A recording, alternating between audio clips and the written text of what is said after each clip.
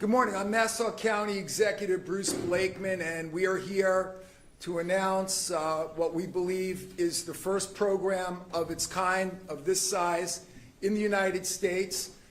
We are partnering with ICE to accomplish two things. Number one, we are going to cross-designate and embed Nassau County police detectives with ICE for the purposes of picking up targeted illegal migrants who've committed crimes, and then we will be detaining them in the jail as part of a short-term detainment program, at which time then ICE will find either a permanent detainment facility or they will simply deport the illegal migrants. I want to stress that this program is about illegal migrants who have committed crimes.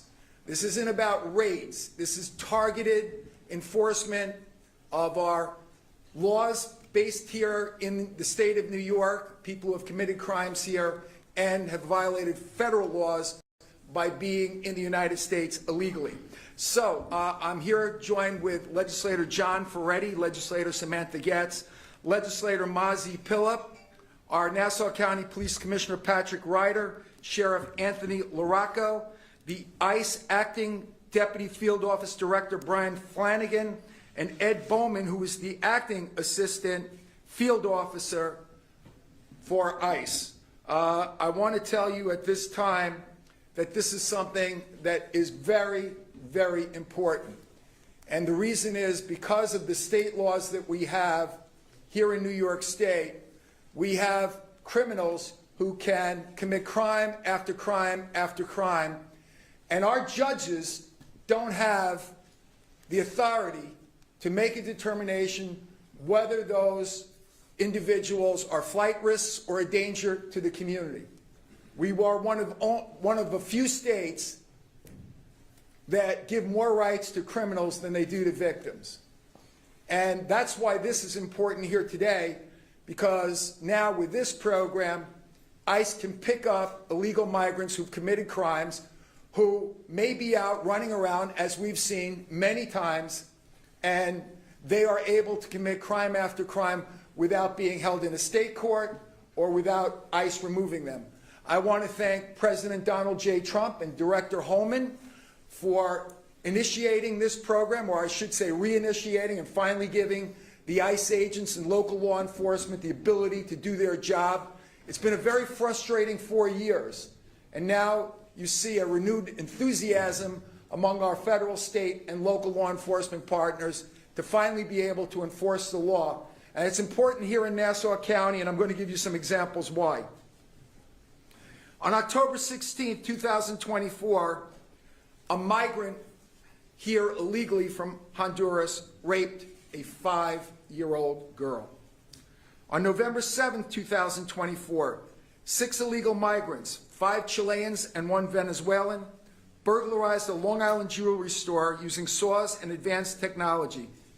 The judge had to release 5 of those 6 without posting bail. Only 1 was held because there was a warrant from another state for that individual. But they got out, they fled, nobody knew where they went, they cut off their ankle monitors, and they were gone, never to be seen again. However, if we didn't initiate this program, they'd probably come back here because criminals are opportunists, and if they know that there are no consequences for committing criminal acts, they're going to do it over and over again. Let me give you a few other examples. In April 2023, a migrant who illegally crossed the southern border was arrested on the North Shore for transporting 3 kilograms of fentanyl. That is enough fentanyl to kill the whole population of Nassau County and Suffolk County. 3 million people. And it came into Nassau County by someone who came here illegally through the border and made their way here to the New York City metropolitan area to distribute and sell fentanyl to our kids.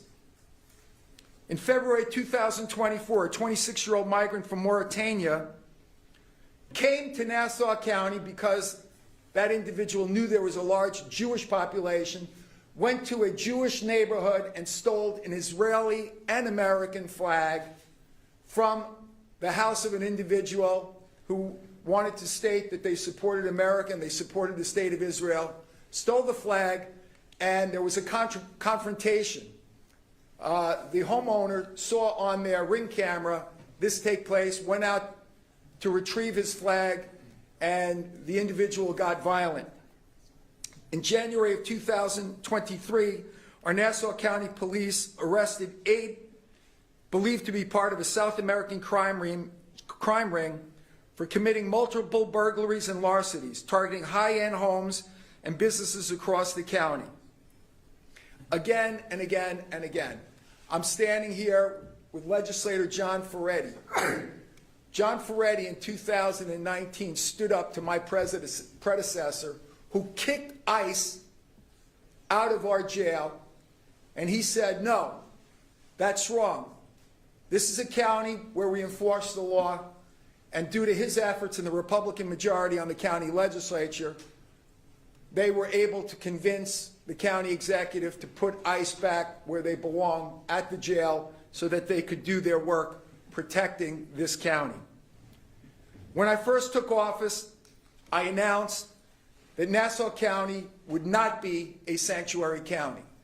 And as a result, we haven't seen the crime, the lawlessness that is seen in other parts of the United States and certainly around here in the metropolitan area. And U.S. News and World Report has stated that we're the safest county in America. Niche magazine says we're the most desirable place to live, and it's because we back our men and women of law enforcement, and we enforce the laws, not only the local laws, the state laws, but also the federal laws here in Nassau County. So, immediately we will be designating 10 Nassau County police detectives who will be cross-designated and embedded for the purposes of carrying out targeted enforcement of our laws by picking up illegal migrants who are engaged in criminal activity, and we will make available jail cells for ICE to detain these individuals for 72 hours until they get a permanent detainment site or they are deported. With that, at this time, I'm very happy to have with us our ICE Acting Deputy Field Office Director, Brian Flanagan, who will say a few words on behalf of ICE. Brian? Thank you. Please. Good morning. My name is Brian Flanagan. I'm the Acting Deputy Field Office Director for ICE's Enforcement and Removal Operations, New York City Field Office. I would like to take this opportunity to extend our heartfelt thanks to Nassau County Executive Bruce Blakeman and enforcement partners at the Nassau County Sheriff's Department for their invaluable cooperation in our efforts to apprehend and remove egregious alien offenders from our New York communities. Our partnership sends a clear message that ICE and Nassau County stand committed to prioritizing the safety of our public. By providing 72-hour bed space, Nassau County will enable ICE to house and transfer potentially dangerous alien offenders in a safe and secure environment, thus providing security to our officers, the detainees, and the public at large. Protecting public safety remains at the heart of everything we do as law enforcement officers, and we sincerely thank Nassau County for their incredible cooperation in our endeavor. Thank you. Thank you very much. Brian, thank you for the great job that the courageous men and women of ICE do not only here but throughout the country. At this time, for some remarks and to speak with greater specificity on this program is our great Nassau County Police Commissioner Patrick Ryder, who does an outstanding job each and every day and understands the importance of having partnerships with our federal, state, and local law enforcement partners. Commissioner? Good morning. First, we have and we always will have partnerships with all of our federal partners, including ICE. That has never stopped. When there is a judicial warrant out there, we do the enforcement, we notify ICE, and if they're held in the jail, that's where they interact and they start the process for deportation. There is now a change in that when it comes to the administrative side of items. If we make an arrest and I'm going to let somebody out on an appearance ticket because of no bail at my station house, I will be notifying ICE that this person is here undocumented and that they will be able to come and pick that individual up. If that individual is not possible, if they're not available, we will use the 10 cross-designated detectives who are task force members to go and then bring those people to the jail where they will be held on the ICE detainer. Again, we want everybody to understand something. We are one of the most respectful and professional police departments in the country. We have the backing by our county executive and our legislative body to go out and keep the people of Nassau County safe. We do that every single day. Nothing's going to change, but we will be respectful in that process and be professional, and we will always stand with our partners in ICE to make sure that they get to do their job, and we will assist them, especially with these individuals that are cross-designated. Any questions? Yes, sir. And the federal government is helping fund this? Yes. Yeah. The federal government will be reimbursing us as they do with our participation in other task force, like the Joint Terrorism Task Force. And it's just the detectives, it's not the Nassau County militia or anything like that? I don't know what you're talking about. I think she's referring to the special deputies program. Are they involved in this? They have nothing to do with this, and I do not see a circumstance where they would ever be any part of this. Luis, is this being enacted through the 287G program?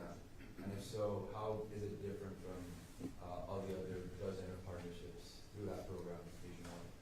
Well, the difference is that I believe we're the first major county in the United States that is actively involved in designating, cross-designating and embedding our Nassau County detectives, as well as providing jail cells for temporary detainment. So the program has been in effect, but it hasn't been operating because of the politics of the prior federal administration. Under President Trump, they are going to do their job. Will they be empowered to make arrests and issue warrants with 10 detectives? Yes, of course. Immigration arrests? Yes, they'll have the same authority as the ICE agents.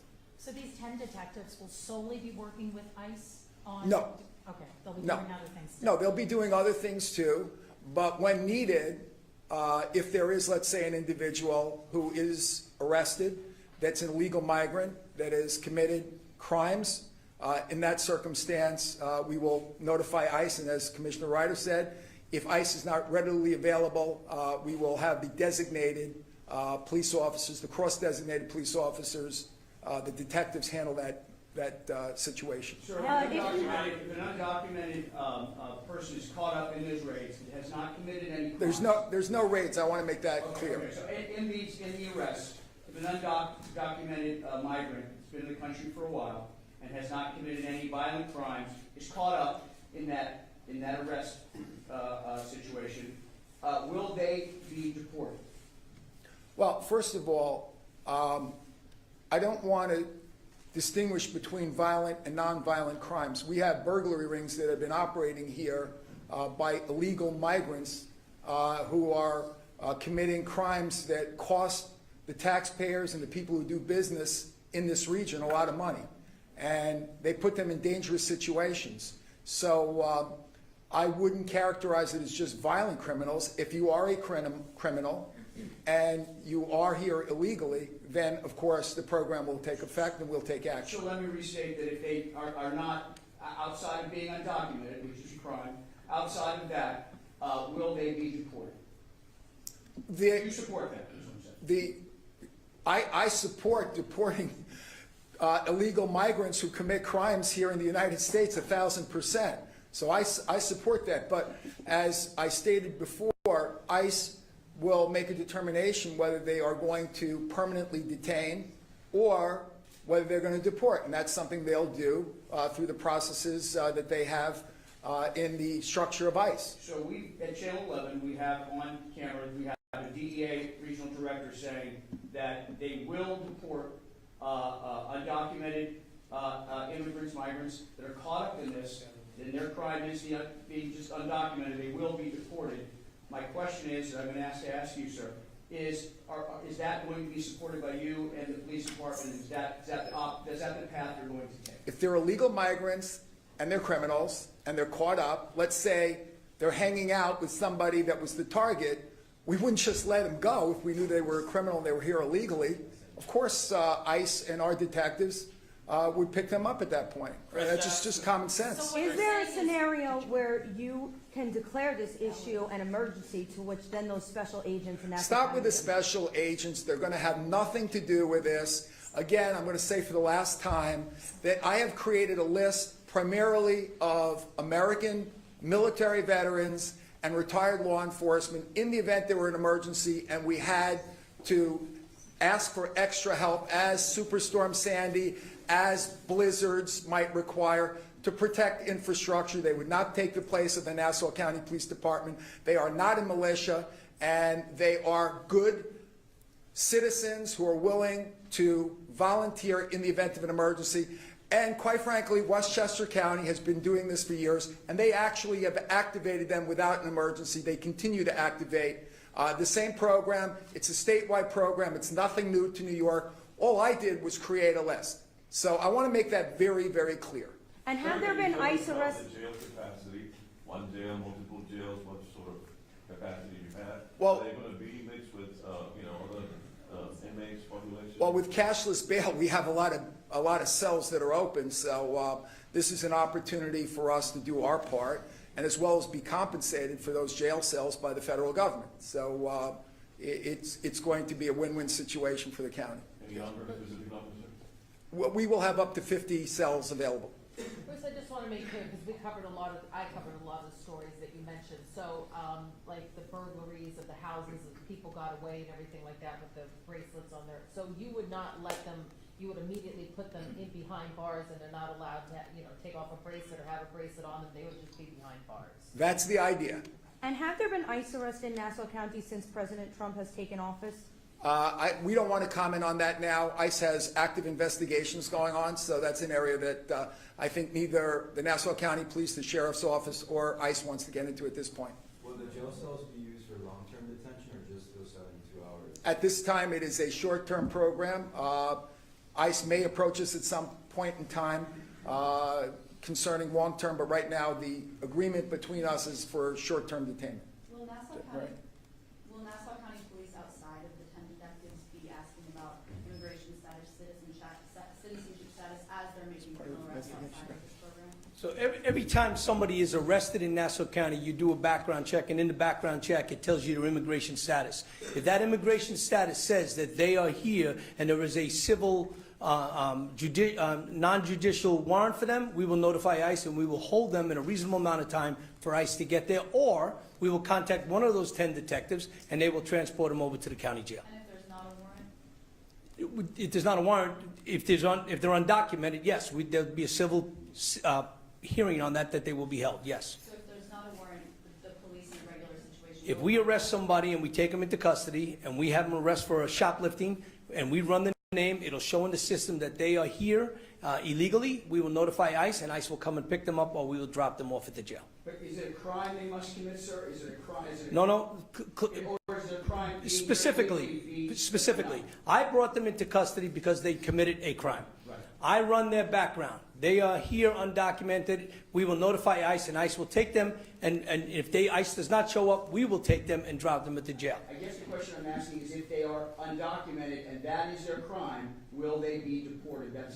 They will not be in my custody at that point, right? The 10 detectives working along with ICE, when they're doing their targeted enforcement, that will be a decision that's made that day at the time with our detectives. Up front right here. Can you walk us through like a routine traffic stop? Routine traffic stops do not get background checks done. We check for warrants. And if there's a warrant issued, a judicial warrant, we will. If there's an ICE detainer that is in the New York State system and it says there is a detainer for them, then we will hold them on that detainer and notify ICE. So just to be clear, this applies to people who are in the middle of a crime. You aren't going to go out searching for specific people. Two entities, right? You have your day-to-day cop that's out there doing their job, doing the enforcement to keep people safe. Then you have the 10 detectives working with ICE. Those 10 detectives have the same power as ICE, working with ICE, been sworn in as an ICE agent. They go out and they assist ICE in these targeted enforcements. If there are people in those targeted enforcements that are illegally in that house with that MS-13 gangbanger and their name is checked, yes, we will be detaining them along with ICE.